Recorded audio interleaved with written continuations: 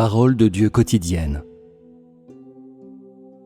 La connaissance de plusieurs milliers d'années de culture et d'histoire ancienne a enfermé la pensée, les notions et les perspectives mentales de l'homme si fermement que tout est devenu impénétrable et non biodégradable.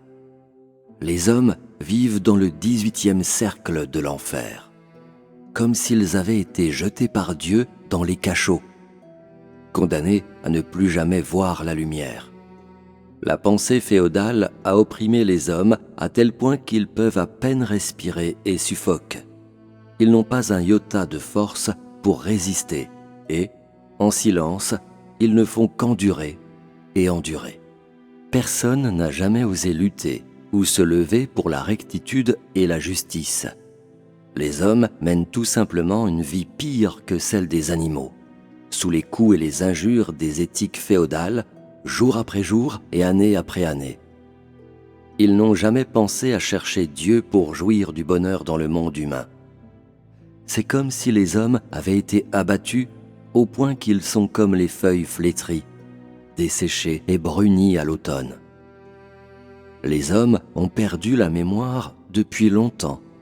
Ils vivent impuissants dans l'enfer qui est appelé le monde humain, en attendant la venue du dernier jour afin qu'ils puissent périr en même temps que cet enfer, comme si le dernier jour auquel ils aspirent était le jour où ils jouiront du repos de la paix.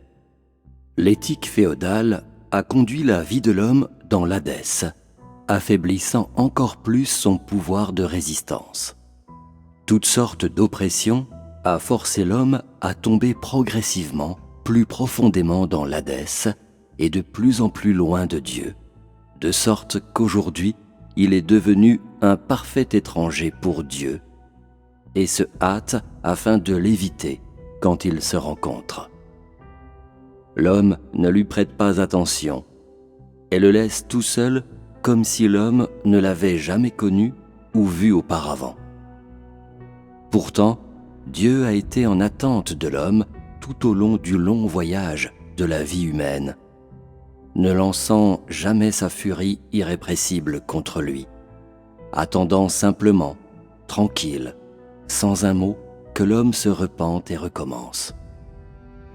Dieu est venu il y a longtemps dans le monde humain pour partager les souffrances du monde humain avec l'homme. Pendant toutes ces années où il a vécu avec l'homme, personne n'a découvert son existence. Dieu endure seulement en silence la misère de la dégradation du monde humain, tout en accomplissant l'œuvre qu'il a apportée en personne. Il continue à endurer au nom de la volonté de Dieu le Père et au nom des besoins de l'humanité, endurant des souffrances jamais éprouvées par l'homme auparavant. En présence des hommes, il les a silencieusement servis. En présence des hommes, il s'est humilié par souci de la volonté de Dieu le Père et des besoins de l'humanité. La connaissance de la culture antique a furtivement volé l'homme de la présence de Dieu et a livré l'homme au roi des démons et à sa progéniture. Les 4 livres et les 5 classiques ont guidé la pensée et les notions de l'homme dans un autre âge de rébellion, l'amenant à avoir une adulation encore plus grande qu'avant pour les compilateurs des livres, documents classiques, et par conséquent à aggraver encore plus ces notions au sujet de Dieu. Sans pitié, le roi des démons a chassé Dieu du cœur de l'homme et l'a ensuite allègrement occupé lui-même sans que l'homme s'en rende compte. Depuis, l'homme est doué d'une âme laide et méchante et de la contenance du roi des démons.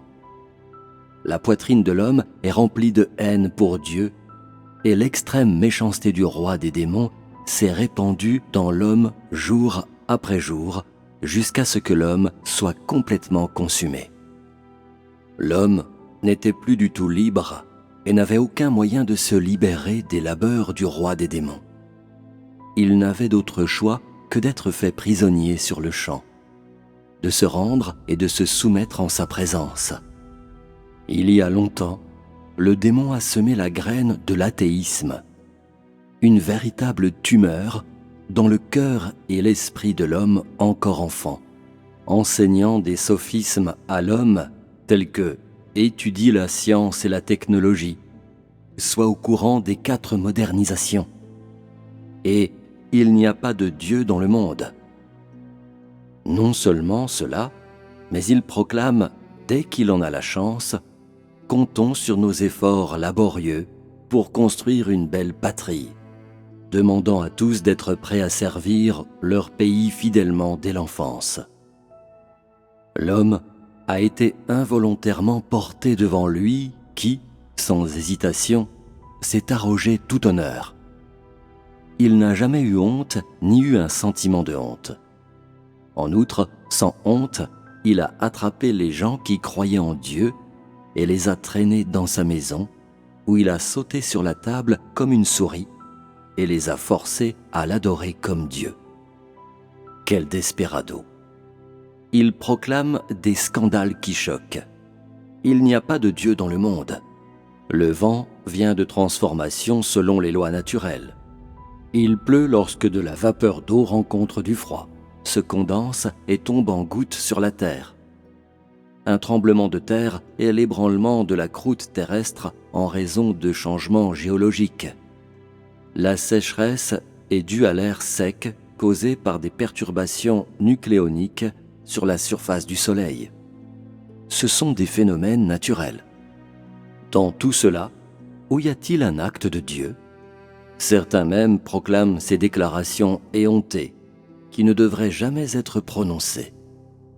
L'homme a évolué à partir de singes anciens, et le monde d'aujourd'hui est sorti d'une succession de sociétés primitives commençant il y a environ une éternité.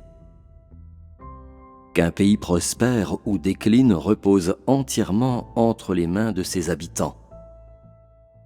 Entre-temps, il fait en sorte que l'homme l'accroche au mur ou le place sur la table pour lui rendre hommage et lui faire des offrandes. En même temps qu'il proclame « il n'y a pas de Dieu », il se présente avec une légère rudesse, comme Dieu, chassant Dieu hors des limites de la terre, tout en prenant la place de Dieu et jouant le rôle du roi des démons. Comme c'est insensé, il s'attire une haine absolue. Il semble que Dieu et lui soient des ennemis jurés, et les deux ne peuvent coexister. Il complote pour chasser Dieu alors qu'il circule librement, hors de la portée de la loi. Quel roi des démons! Comment tolérer son existence? Il ne se reposera pas jusqu'à ce qu'il ait foutu le désordre dans l'œuvre de Dieu et l'ait laissé complètement en lambeaux, se montant délibérément contre Dieu et l'accablant de plus en plus. Son visage hideux ayant depuis longtemps été complètement démasqué. Il est maintenant blessé et meurtri, dans une triste condition, et quand même il ne relâche pas sa haine de Dieu, comme ce n'était qu'en dévorant Dieu d'une bouchée qu'il pourrait soulager la haine refoulée dans son cœur. Comment pouvons-nous le tolérer, cet ennemi de Dieu? Seule son éradication et son extermination complète réaliseront le souhait de notre vie. Comment peut-il être autorisé à continuer sa course effrénée? Il a corrompu l'homme à tel point que l'homme ne connaît pas le ciel-soleil et est devenu abruti et insensible.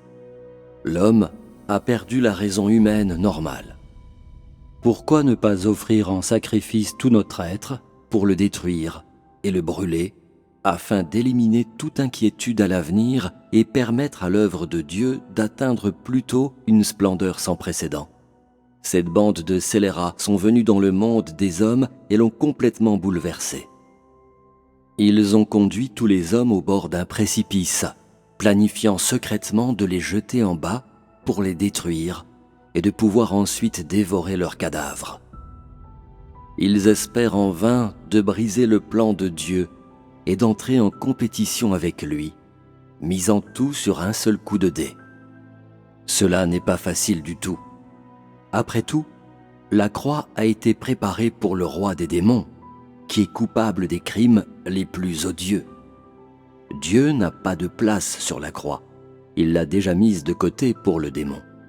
Dieu a gagné la victoire depuis longtemps et n'est plus triste à cause des péchés de l'humanité, mais il apportera le salut à toute l'humanité.